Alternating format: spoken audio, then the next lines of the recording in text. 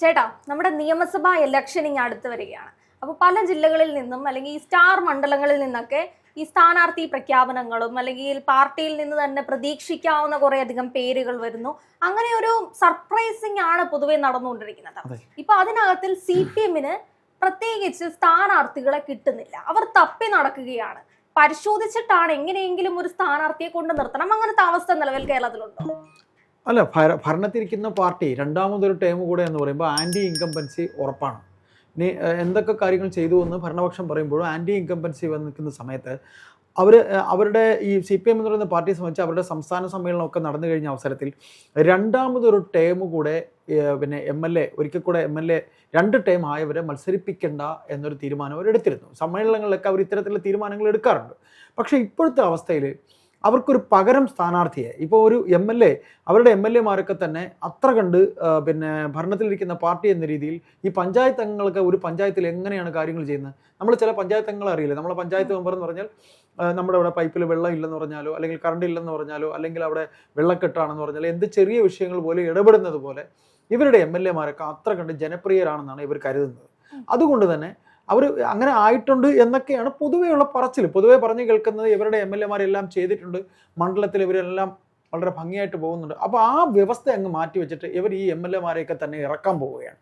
എന്നാൽ അങ്ങനെ ഈ MLA-മാരെ ഇറക്കുമ്പോഴത്തേക്ക് ചിലരെല്ലാം തന്നെ അലിഗേഷൻ കേട്ട ആൾക്കാരുണ്ട്. ഇപ്പോൾ തിരുവനന്തപുരം ജില്ലയിൽ എടുത്തു കഴിഞ്ഞാൽ അവരുടെ സെക്രട്ടറി ജോയി, പാർട്ടിയുടെ ജില്ലാ സെക്രട്ടറി ജോയി വർക്കലയിൽ മത്സരിക്കണം. ജോയി അല്ലാതെ വേറെ ആരും മത്സരിച്ചാൽ അവിടെ ജയിക്കില്ല. വർക്കലയിൽ ജോയി അല്ലാതെ. നമ്മുടെ ആറ്റിങ്ങലില് മത്സരിച്ച ജോയി തന്നെയല്ലേ? അതെ, ആറ്റിങ്ങലിൽ ലോകസഭയിൽ ജോയിയെ സംബന്ധിച്ച് ജോയിക്കാണെങ്കിലും ഒരു പ്രത്യേക അല്ലെങ്കിൽ ഒരു ആരാധനയുണ്ട്, അല്ലെങ്കിൽ ജനങ്ങൾക്കൊരു ജനപ്രിയം തന്നെയാണ് ജോയി എന്ന് പറയുന്നത്. അതേപോലെ ചേട്ടൻ പറഞ്ഞ ഒരു കാര്യം എന്ന് പറഞ്ഞു കഴിഞ്ഞാൽ MLA-മാരെ പറ്റി CPM-നുള്ള ആ ഒരു ധാരണ അത്ര തെറ്റല്ലെന്ന് തന്നെയാണ് എനിക്ക് പറയാനുള്ളത്. എന്റെ MLA സംബന്ധിച്ചാണെങ്കിൽ അടുത്ത കാലത്ത് ഏറ്റവും കൂടുതൽ ജനപ്രിയനായിട്ടുള്ള അല്ലെങ്കിൽ ഒരു ന്യൂസ് വാല്യൂ ഉണ്ടായിരുന്ന ഒരു MLA ആയിരുന്നു MS അരുൺകുമാർ എന്ന് പറയുന്നത്. അപ്പോ അങ്ങനെയുള്ള CPM-ന്റെ MLA-മാർ ഇവിടെ ഉണ്ട്. അപ്പൊ അങ്ങനെ നോക്കുന്ന സമയത്ത് ഒരു റെപ്പറ്റീഷൻ ആയിട്ട് ഇത്ര സ്ഥാനാർത്ഥികൾ വരുന്നത് കൊണ്ട് വലിയ പ്രശ്നമുണ്ടെന്നൊന്നും നമുക്ക് തോന്നില്ല. അതിപ്പോ ഇതിന് മുൻകാല സർക്കാരുകൾ എടുത്ത് പരിശോധിച്ച് നോക്കുകയാണെങ്കിൽ തന്നെ വകുപ്പുകൾ പോലും റിപ്പറ്റീഷൻ ആയിട്ട് കൈമാറി വന്ന ചരിത്രങ്ങളൊക്കെ ഇവിടെ ഉണ്ട്. അങ്ങനെ ആലോചിച്ച് നോക്കുകയാണെങ്കിൽ ഇതൊരു സ്ഥാനാർത്ഥികൾക്ക് വേണ്ടി തപ്പി നടക്കുന്നത്. അതാണ് തപ്പി നടക്കുന്നത് ഞാൻ പറഞ്ഞു വരികയായിരുന്നു. അതായത് കഴക്കൂട്ടത്ത് കടകംപള്ളി സുരേന്ദ്രൻ മത്സരിച്ചാൽ കടകംപള്ളി സുരേന്ദ്രന് മാത്രമേ കഴക്കൂട്ടത്ത് ജയിക്കാൻ കഴിയുള്ളൂ എന്ന് CPM പോലൊരു പാർട്ടി തീരുമാനിക്കുക എന്ന് പറഞ്ഞാൽ കാര്യം കടകംപള്ളി സുരേന്ദ്രനെതിരെ അത്ര കണ്ട് അലിഗേഷൻ ഈ സ്വർണ്ണപ്പാളി വിഷയവുമായി ശബരിമല വിഷയവുമായി ബന്ധപ്പെട്ട് വന്നിട്ടുണ്ട്. അവിടെ അങ്ങനെയാണെങ്കിൽ എൻ്റെ MLA VK പ്രശാന്താണ്. ഞാൻ തിരുവനന്തപുരം വട്ടിയൂർക്കാവിലാണ്. അത് കോൺഗ്രസിന് മുരളീധരൻ ജയിച്ചു വന്നൊരു സ്ഥലമാണ്. അവിടെ പ്രശാന്താണ് വന്നിട്ടുള്ളത്. പ്രശാന്ത് തന്നെ ഏറ്റവും നല്ല പ്രവർത്തനമാണ് കാഴ്ചവെച്ചിട്ടുള്ളത്. പ്രശാന്തിനെ ഒരിക്കൽ കൂടി മത്സരിപ്പിക്കാനാണ് CPM തീരുമാനിക്കുന്നത്. പക്ഷേ കടകംപള്ളി സുരേന്ദ്രന് പകരം അവർ വേറെ ആരെ അവിടെ നിർത്തും? കടകംപള്ളി സുരേന്ദ്രന് പറ്റുന്നില്ല. അവർ വേറെ ആളിനെ അവർ കണ്ടെത്താനില്ല. അല്ല, കടകംപള്ളി സുരേന്ദ്രൻ അവിടെ നിൽക്കണം എന്നുള്ളത് ചിലപ്പോൾ ഞാൻ CPM-നെ മനസ്സിലാക്കിയെടുത്തോളം ഒരു രീതി വെച്ചിട്ട് പാർട്ടിക്ക് അകത്തു നിന്നുള്ള ഒരു അഭിപ്രായം വളരെയധികം കണക്കിലെടുക്കുന്ന ഒരു പാർട്ടിയാണ് CPM എന്ന് പറയുന്നത്. അപ്പൊ പാർട്ടി തീരുമാനിക്കുന്നത് ഏതൊരു സഖാക്കന്മാരോട് നമ്മൾ ചോദിച്ചു കഴിഞ്ഞാലും നമ്മൾ പറയുകയാണ് തനിക്ക് അവിടെ നിൽക്കാതെ ഇവിടെ നിന്നൂടെ. പാർട്ടിയുടെ തീരുമാനം അങ്ങനെയാണെങ്കിൽ ഞാൻ നിൽക്കും. ഞാൻ കോൺഗ്രസിന്റെ ഭാഗത്തുനിന്നും അത് കേട്ടിട്ടുണ്ട്. മുരളീധരന്റെ വിഷയവുമായി സംബന്ധിച്ച് നമ്മൾ കേട്ടിട്ടൊരു വിഷയമാണ് എന്തുകൊണ്ട് ഇത്ര ജനപ്രിയനായി വടകരയിൽ മത്സരിക്കേണ്ട മുരളീധരനെ പിടിച്ചുകൊണ്ടുവന്ന് നിങ്ങൾ തൃശ്ശൂർ തോക്കാൻ വേണ്ടി നിന്നു കൊടുത്തു. അപ്പോൾ മുരളീധരൻ പറഞ്ഞൊരു കാര്യമായിരുന്നു, പാർട്ടി പറയുന്നതാണ് നമ്മൾ അനുസരിക്കുക, പാർട്ടിയുടെ അഭിപ്രായത്തില് അല്ലെങ്കിൽ അതിനെ മാനിക്കുകയാണ് ഒരു രാഷ്ട്രീയക്കാരൻ അല്ലെങ്കിൽ ഒരു രാഷ്ട്രീയ പ്രവർത്തകർ എന്ന രീതിയിൽ. അത് പാർട്ടി പറയുന്നത് എല്ലാം രാഷ്ട്രീയക്കാരൻ അനുസരിക്കുന്ന പറഞ്ഞാൽ പാർട്ടി പൊതുസമൂഹത്തിന്റെ ഇത് കൂടെ നമ്മൾ മനസ്സിലാക്കണം. പൊതുസമൂഹം പാർട്ടി മാത്രമല്ല. എന്തുകൊണ്ട് അപ്പൊ കടകംപള്ളി അവിടെ മത്സരിക്കാൻ പറ്റില്ല? അദ്ദേഹത്തിന് അവിടെ ഒരു സാധ്യത ഇല്ലെന്നാണോ ചേട്ടൻ പറയുന്നത്? അല്ല, കടകംപള്ളിയെ സംബന്ധിച്ച് ഉണ്ടായിരിക്കുന്ന സാധ്യതക്കുറവിന്റെ കാര്യം എന്ന് പറഞ്ഞാൽ കടകംപള്ളി ഈ പറയുന്ന സ്വർണ്ണപ്പാളി വിവാദവുമായി ബന്ധപ്പെട്ട് മാത്രമല്ല, ഇപ്പൊ കഴിഞ്ഞ തദ്ദേശ ഇലക്ഷനിലും ഇത് അതിലേക്ക് അറിയാമെന്നല്ല, ഞാൻ തിരുവനന്തപുരം ജില്ലയിൽ തന്നെ ഉള്ള ആളാണ്. ഈ പാർട്ടിയുമായി ഏറ്റവും അടുത്ത് നിൽക്കുന്ന ഒരു വ്യക്തി കൂടെയാണ് ഞാൻ. അപ്പോൾ ഇതിനകത്തുള്ള രാഷ്ട്രീയം എനിക്ക് ഏറ്റവും നന്നായിട്ട് അറിയാവുന്നതാണ്. അപ്പോൾ ഇതിനകത്ത് ഉണ്ടായിരിക്കുന്നത് ഈ ജില്ലാ സെക്രട്ടറി ആയിട്ട് അവർ ഈ CPM എന്ന് പറയുന്ന പാർട്ടി ചില കാര്യങ്ങൾ പറയും, ചില തത്വങ്ങൾ പറയും. പക്ഷെ അത് പ്രവർത്തിപ്പിക്കേണ്ടടുത്ത് വരുമ്പോൾ അത് അവർ മാറ്റും. ഇപ്പോൾ ജോയിയുടെ കാര്യം പറഞ്ഞു. ജോയി അല്ലാതെ CPM എന്ന് പറയുന്ന പാർട്ടിക്ക് അങ്ങനെ ഉണ്ടാകാൻ പാടില്ല. CPM എന്ന് പറയുന്ന പാർട്ടിയിൽ ഒരു ജോയിക്ക് പകരം 100 ജോയിയെ അവർ നിർത്താൻ സന്നദ്ധരായിരിക്കണം. അതാണ് ആ പാർട്ടി ചെയ്യേണ്ടത്. ഒരു കടകംപള്ളി മാത്രമല്ല കഴക്കൂട്ടത്തുള്ളത്. കഴക്കൂട്ടത്ത് അദ്ദേഹം ഈ പറയുന്ന രീതിയിൽ ജയിക്കുമ്പോൾ BJP ആ സീറ്റ് കൊണ്ടുപോകും. കടകംപള്ളിക്ക് അത്രയും ഹോൾഡ് എവിടെയുണ്ട്? കടകംപള്ളി അല്ലെങ്കിൽ വേറെ ആരുമില്ലേ? ചേട്ടാ അതന്നെയല്ലേ ഒരു രാഷ്ട്രീയം എന്ന് പറയുന്നത്. നിലവിലെ തിരുവനന്തപുരത്തെ അവസ്ഥ നമ്മൾ നോക്കുകയാണെങ്കിൽ തിരുവനന്തപുരത്തെ സംബന്ധിച്ച് നല്ല രീതിയിൽ ഈ പറയുന്ന BJP തേരോട്ടമുള്ള ഒരു സ്ഥലം തന്നെയാണ്. നല്ല രീതിയിൽ വേരോടുന്നുണ്ട്. അതേപോലെ സ്റ്റാർ മണ്ഡലങ്ങളിൽ മത്സരിക്കുന്നത് BJPയുടെ മുഖങ്ങളായിട്ടുണ്ടായിരുന്ന ആൾക്കാർ തന്നെയാണ്. ഇത് ഞാൻ പറഞ്ഞു വന്നത് എത്തിയില്ല. അതായത് അദ്ദേഹം തദ്ദേശ ഇലക്ഷൻ വന്നപ്പോൾ കടകംപള്ളി സുരേന്ദ്രൻ സ്ഥാനാർത്ഥികളെ നിർണ്ണയിക്കുന്ന കാര്യം ജില്ലാ സെക്രട്ടറിയായി ജോയി ആയിട്ടുണ്ടെങ്കിലും അവിടെ നിലവിൽ ഇപ്പം 3 ജില്ലാ സെക്രട്ടറിമാരായിട്ടാണ് പോകുന്നത്. കടകംപള്ളി ഒരു ജില്ലാ സെക്രട്ടറി, ജോയി ഒരു ജില്ലാ സെക്രട്ടറി, അടുത്ത മറ്റൊരു ജില്ലാ സെക്രട്ടറി മന്ത്രി ശിവൻകുട്ടി. ഇങ്ങനെ 3 ജില്ലാ സെക്രട്ടറിമാരാണ് അവിടെ ഉള്ളത്. ഈ 3 ജില്ലാ സെക്രട്ടറിമാരും കൂടെ സ്ഥാനാർത്ഥികളെ നിർണ്ണയിച്ച് ഭരണം കൊണ്ടുപോയത് ആര്? BJP അല്ലേ? ഇവിടെ സ്ഥാനാർത്ഥികൾ ഈ കടകംപള്ളിയുടെ കഴക്കൂട്ടം എന്ന് പറയുന്ന നിയോജക മണ്ഡലത്തിൽ ചെമ്പഴന്തി വരും, പോത്തങ്കോട് വരും, ശ്രീകാര്യം വരും, ഇങ്ങനെ പല സ്ഥലങ്ങൾ വരും. ഇവിടെ എല്ലാം കൗൺസിലുണ്ട്. കൗൺസിൽ ഇലക്ഷന് വേണ്ടിയിട്ട് ദേശാഭിമാനി പത്രത്തിൽ ബ്യൂറോ ചീഫായിരുന്ന ശ്രീകണ്ഠൻ ചേട്ടനെ മത്സരിക്കാൻ വേണ്ടി പറഞ്ഞതാരാ? കടകംപള്ളിയാണ്. എന്നിട്ട് കടകംപള്ളി അവസാനം വേറെ ആരെയും അവിടെ നിർത്തിയത്. അപ്പൊ ആ തദ്ദേശ ഇലക്ഷനിൽ, ഈ കഴിഞ്ഞ തദ്ദേശ ഇലക്ഷനിൽ BJPക്കാരെ ജയിപ്പിച്ചു കൊള്ളാമെന്നൊരു മനഃപൂർവ്വം BJPയെ ജയിപ്പിക്കാൻ വേണ്ടി CPM നടത്തിയ കളിയാണ് തിരുവനന്തപുരത്ത് നടന്നത്. അതുകൊണ്ട് മാത്രമാണ് CPM കൈവിട്ടു പോയത്. അപ്പോ CPMന് എന്ത് കാര്യമാണ് BJPക്ക് ഈ പറയുന്ന തലസ്ഥാനം കൈവിട്ട് കൊടുക്കുക എന്നതുകൊണ്ട് ഉദ്ദേശിക്കുന്നത്?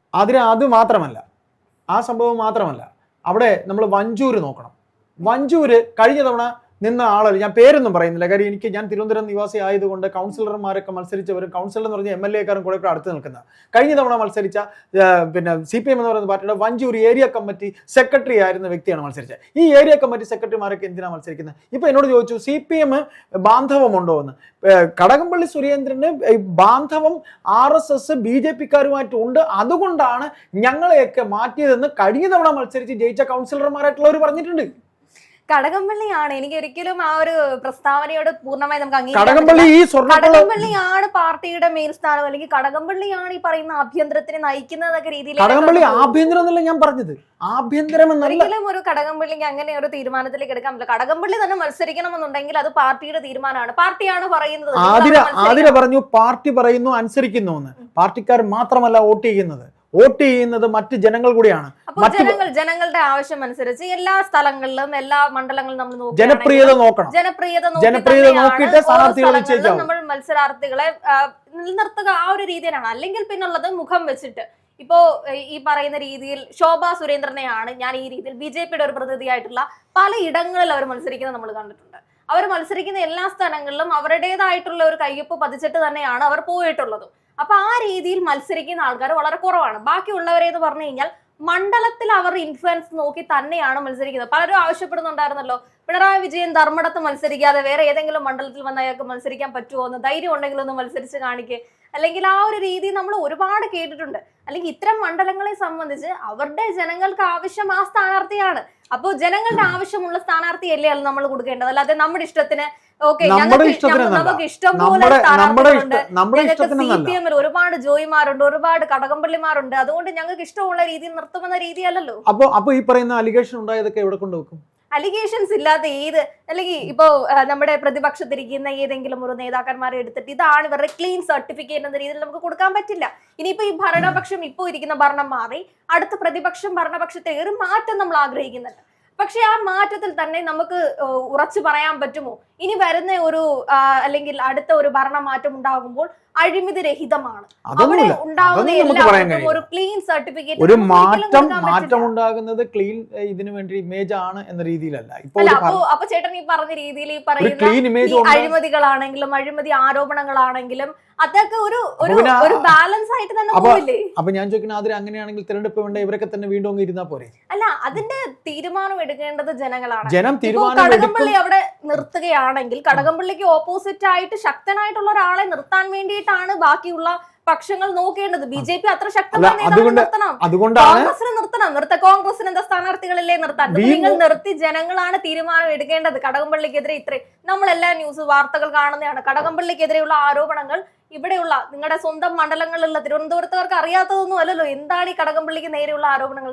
ഇതറിയാവുന്ന ജനങ്ങളാണ് തീരുമാനിക്കേണ്ടത് ഇയാളെ നിർത്തിയാൽ ഞങ്ങൾ ജയിപ്പിക്കില്ല എന്നുള്ളത്. അപ്പൊ അതിന് ശക്തമായിട്ടുള്ള സ്ഥാനാർത്ഥികൾ അപ്പുറത്ത് കോൺഗ്രസ് ആണെങ്കിലും BJP ആണെങ്കിലും ഇനി ഏതെങ്കിലും സ്വതന്ത്രം നിൽക്കുകയാണെങ്കിൽ അവരാണെങ്കിലും അവിടാണ് ഒരു ഓപ്പോസിറ്റ് ശക്തമായ സ്ഥാനാർത്ഥിയാണ് വരേണ്ടത്.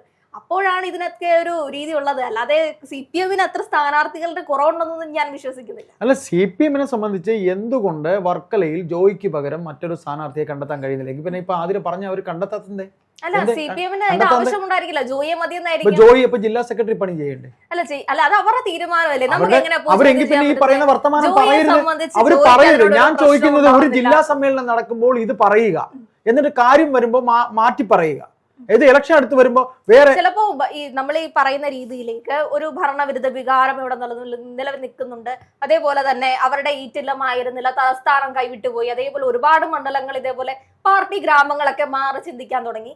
അപ്പോ ഒന്നും കൂടെ അത്രയധികം ഈ പറയുന്ന രീതിയിൽ പുതിയ സ്ഥാനാർത്ഥികൾ അല്ലെങ്കിൽ പരീക്ഷണം നടത്താനുള്ള ഒരു ധൈര്യം ഉണ്ടായിരിക്കില്ല. ധൈര്യമില്ല, അത് തന്നെയാണ് പറഞ്ഞത്. സ്ഥാനാർത്ഥികളുമില്ല, ധൈര്യവുമില്ല. ഇപ്പൊ ഞാനൊരു കടകംപള്ളിയിൽ മാത്രമല്ല തിരുവനന്തപുരത്ത് ഒതുങ്ങി നിൽക്കുന്നത്. മറ്റ് സ്ഥാനാർത്ഥികളായിക്കോട്ടെ, ശരി, എന്തോ ആവട്ടെ. അവരിപ്പം പ്രശാന്തിനെ നിർത്തും, ഞങ്ങൾ അവിടെയാണ്. പ്രശാന്ത് 2 തവണ ആളുകളാണ്, അദ്ദേഹം ജയിക്കാനുള്ള സാധ്യതയുണ്ട്. പിന്നെ ആൻസലൻ ജയിക്കാൻ സാധ്യതയുണ്ട്, IB സതീഷ് ജയിക്കാൻ സാധ്യതയുണ്ട്. ശരി, അങ്ങനെ ആയിക്കോട്ടെ. അപ്പൊ ഈ കണ്ട അലിഗേഷൻ ഒക്കെ ഉണ്ടാകുമ്പോൾ മറ്റൊരു സ്ഥാനാർത്ഥിയെ CPM എന്ന പാർട്ടി ഇങ്ങനെ ആയിരുന്നില്ല. എൻ്റെ ഈ ഇത്രയും നാളത്തെ വായിച്ചറിവും കേട്ടറിവും രാഷ്ട്രീയം പഠിക്കുകയും ചെയ്യുന്നതിൽ നിന്ന് CPM ഇങ്ങനെ ആയിരുന്നില്ല. അവർക്കൊരാളെ കണ്ടെത്താൻ യാതൊരു പ്രയാസവും ഉണ്ടായിരുന്നില്ല. അപ്പൊ തനിക്ക് ശേഷം പ്രളയം എന്നാണ് ഈ നേതാക്കൾ പറയുന്നത്. എനിക്ക് മനസ്സിലാവുന്നില്ല. അതാണ് ഞാൻ ഇതിൽ ഉദ്ദേശിച്ചത്. അവർ ഇരുട്ടി തപ്പുക തന്നെയാണ്. അവർക്കൊരു സ്ഥാനാർത്ഥി കണ്ടെത്താൻ അലിഗേഷൻ ഇല്ലെങ്കിൽ, കാര്യം 50 വർഷത്തില് 50 60 വർഷത്തിലധികമായി CPM എന്ന് പറയുന്ന പാർട്ടിയുമായി തിരുവനന്തപുരം ജില്ലയിൽ നിൽക്കുന്ന ഒരാളാണ് നമ്മൾ ഈ പറഞ്ഞ കടകംപള്ളി. അതുകൊണ്ടാണ് അദ്ദേഹത്തെ അറസ്റ്റ് ചെയ്യാത്തത്, ഭരണത്തിലിരിക്കുന്നതുകൊണ്ടാണ്. നിലവിൽ ഇതുവരെ ഈ പറയുന്ന സ്ഥാനാർത്ഥി പ്രഖ്യാപനങ്ങൾ പൂർത്തിയായിട്ടില്ല. ചർച്ച നടക്കുന്നു. ജില്ലാ സെക്രട്ടറി സെക്രട്ടറി ചോദിച്ചു, ജോയിക്ക് പകരം ഇവിടെ വേറെ ആളില്ലേ എന്ന്. പാർട്ടി സംസ്ഥാന സെക്രട്ടറി ചോദിച്ചു, ജോയിക്ക് പകരം വേറെ ആളില്ലേ എന്ന് ചോദിച്ചു. ഇത് ഞാൻ വെറുതെ പറയുന്നതല്ല. അല്ല, ആ ഒരു സ്ഥാനാർത്ഥി പ്രഖ്യാപനം പൂർത്തിയാകുമ്പോഴാണ് ഇന്ന് പോളിറ്റ് ബ്യൂറോ കൂടിയിട്ടുണ്ട്. പോളിറ്റ് ബ്യൂറോ ഇന്ന് അറിയിപ്പ് വരും. അപ്പൊ നമ്മൾ വെറുതെ തിരുവനന്തപുരം ജില്ലയിൽ മാത്രം ഉടക്കി നിന്നു. എനിക്ക് സംസാരിക്കാൻ മറ്റു ജില്ലകൾ ഉണ്ടായിരുന്നു. അത് നമുക്ക് മറ്റൊരു വിഷയത്തിൽ ഇരിക്കാം. സ്ഥാനാർത്ഥികളെ കണ്ടെത്തുന്ന കാര്യത്തിൽ ആ കാണുന്ന ഈ പറയുന്ന രീതിയിൽ BJP പേടി നല്ല രീതിയിൽ CPM അതുകൊണ്ടല്ലേ ഇപ്പൊ അവിടെ കഴിഞ്ഞ തവണയാണെങ്കിൽ മേയർ ഊട്ടിയുടെ തലയിൽ ഇട്ടവർ രക്ഷപ്പെട്ടു. മേയർ ഊട്ടിക്കും സ്ഥാനാർത്ഥി പേരുണ്ട്, മേയർ പേരും ഉണ്ട് സ്ഥാനാർത്ഥിയാവാൻ. കഴിഞ്ഞ തവണ തോറ്റുപോയതിന്റെ അല്ലെങ്കിൽ മണ്ഡലം അല്ല, മേയർ ഊട്ടിക്ക് സ്ഥാനാർത്ഥികളുടെ ലിസ്റ്റിൽ പേരുണ്ട് സ്ഥാനാർത്ഥിയാകാനായിട്ട്. അവർക്ക് നിർത്താൻ താല്പര്യം ഉണ്ടെങ്കിൽ നമുക്ക് നിർത്തണമെന്ന് പറയാൻ പറ്റില്ലല്ലോ. അവരുടെ താല്പര്യം നിർത്തുന്നത് പൊതുജനം എങ്ങനെ അക്സെപ്റ്റ് ചെയ്യുന്നുള്ളത് നമുക്ക് ഇപ്പോഴേ നമുക്ക് അറിയാൻ കഴിയും. കാര്യം അത്ര കണ്ട് ഇവരുടെയൊക്കെ പെരുമാറ്റം അത്ര നല്ല പെരുമാറ്റമായിരുന്നു. ഇല്ലെന്ന് നമുക്ക് ഒരിക്കലും പറയാൻ കഴിയില്ല. ഏതായാലും തൽക്കാലം നമുക്ക് തിരുവനന്തപുരം ജില്ലയിൽ ഈ കടകംപള്ളിയിൽ ഉടക്കി നിന്നുണ്ടെങ്കിലും മറ്റ് ജില്ലകളിലെ CPM സ്ഥാനാർത്ഥി പരിഗണനാ ലിസ്റ്റുമായി നമുക്കിരിക്കാം.